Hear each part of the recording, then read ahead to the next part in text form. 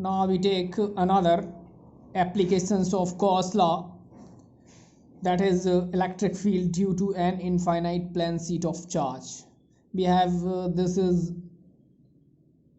infinite uniform plane sheet, positively charge है ये, ठीक है। इसकी जो चार्ज डेंसिटी है वो क्या है, सिग्मा है। तो we consider a Gaussian surface, और हम एक कंसीडर करते हैं Gaussian surface in the shape of the closed cylindrical whose axis is the normal, ठीक है, to the sheet of point P on the flat surface, और इसे एक्सटेंड किया गया है इक्वली ऑन बोथ साइड। और E is the electric field का क्या है, मैग्नीट्यूड है एट द पॉइंट P पर। इस पॉइंट P पर ही हमें इलेक्ट्रिक फ्लक्स फाइंड आउट करना है, phi E with the help of Gaussian theorem, ठीक है। तो एक प्लेन शीट है, पॉजिटिवली चार्ज है, ठीक है, इनफाइनाइट प्लेन शीट है, और हमने ये सिलेंड्रिकल एक गॉसियन सरफेस को यहाँ ड्रॉ किया है, क्योंकि जो हमारी गॉस लॉ है वो गॉसियन सरफेस उसके अराउंड ज़रूर होना चाहिए, क्लोज सरफेस होना चाहिए, उसी पर ये वर्क करती है। तो ये सिलेंड्रिकल हमने गॉसियन सरफेस ड्रॉ कर लिया है, जिसका क्रॉस सेक्शन एरिया क्या है, ए है। इस पॉइंट P की इस प्लेन शीट से जो डिस्टेंस है वो स्मॉल r है, ठीक है। वो by applying the Gauss law, by Gauss law. अब हमने गॉस लॉ अप्लाई किया, ठीक है। अब देखो है क्या एक्चुअल में, ये एक सरफेस हो गई, ठीक है। इस सरफेस को हम कह देते हैं S1 या DS1 ले लो, ठीक है। स्मॉल एलिमेंट ले लेंगे इसका।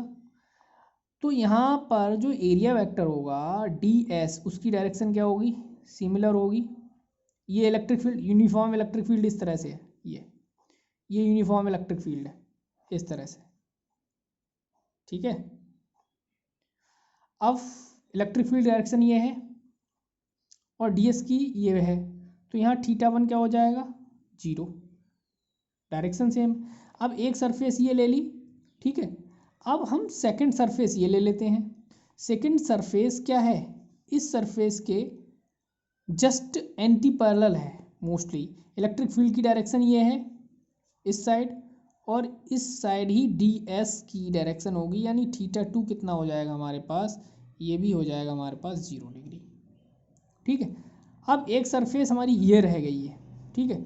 तो ये एक सरफेस ले लेते हैं थर्ड, ठीक है। थर्ड सरफेस ले लेंगे तो इसमें क्या है एक्चुअल में, ये यहाँ से एक area element, surface area element ले लिया, तो ये डायरेक्शन हो गई DS की, ठीक है, एरिया वेक्टर, ठीक है। और ये डायरेक्शन हो गई E की, ये डायरेक्शन हो गई E की। तो ये थीटा कितना बचा, 90, यानी हमारे पास θ3 कितना आ रहा है, 90 डिग्री, ठीक। तीन सरफेस हो गई, चाहे आप ये ले लो, इधर से ले लो तब भी θ90 आएगा, इधर लगाओगे तब भी 90 आएगा इधर।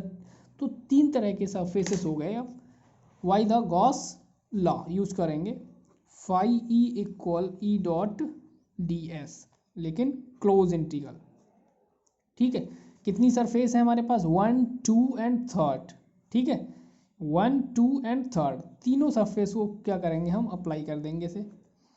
Phi E equal surface S1 E.ds, हमने इसे S1 कह दिया है, ठीक है।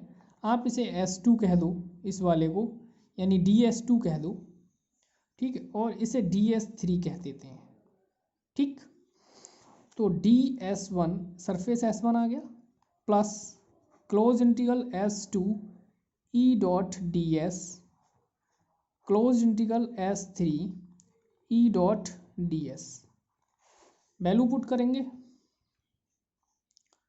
Close integral S1 E.ds cos, अब S1 कितना है, θ1 देखते हैं, cos 0 plus S2 E.ds cos 0, यहाँ θ2 भी 0 है, plus close integral S3 E.ds cos 90 है।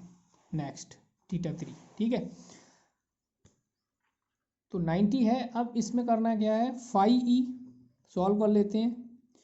Close integral E dot D S, cos zero की वैल्यू हो गई 1, ई डॉट डी एस इसकी वैल्यू हो गई 1, और ये हो गया 0 क्योंकि कॉस 90 की वैल्यू 0, तो ये हो गया 0 हमारे पास, ठीक है।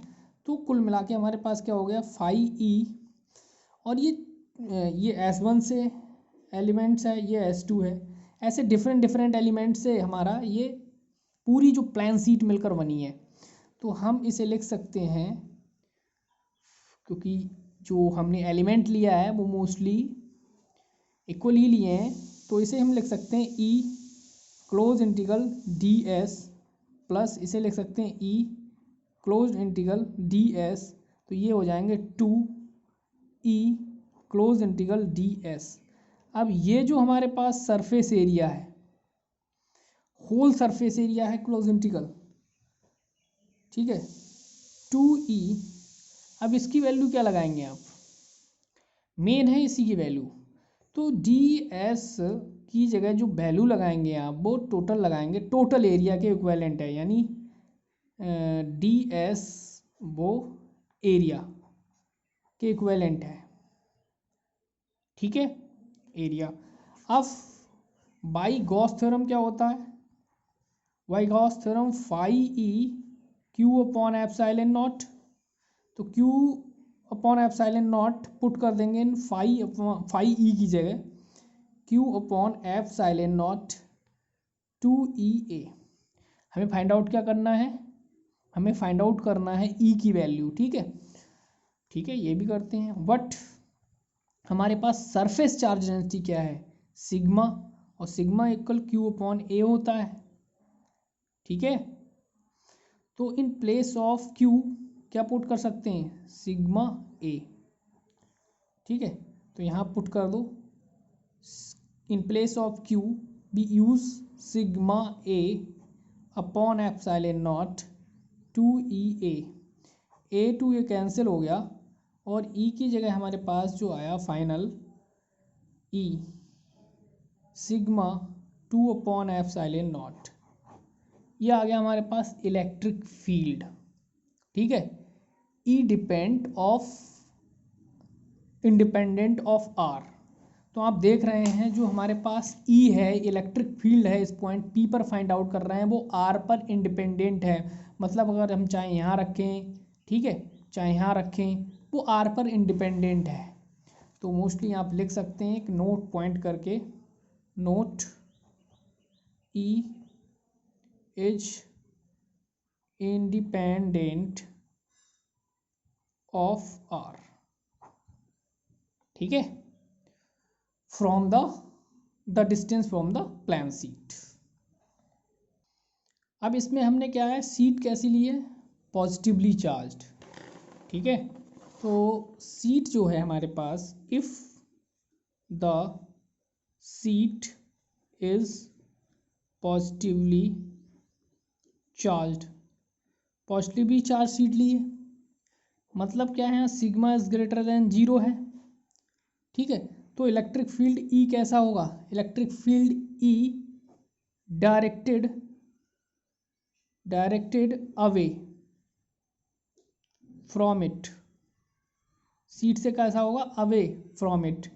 और दूसरे केस में क्या करें, इफ हम सीट को क्या लें, निगेटिवली चार्ज्ड, ठीक है, नेगेटिवली चार्ज लेंगे, मतलब सिग्मा उस कंडीशन में लेस देन 0 हो जाएगा, तब जो इलेक्ट्रिक फील्ड वो होगा डायरेक्टेड कहाँ होगा, inward outward, directed towards it,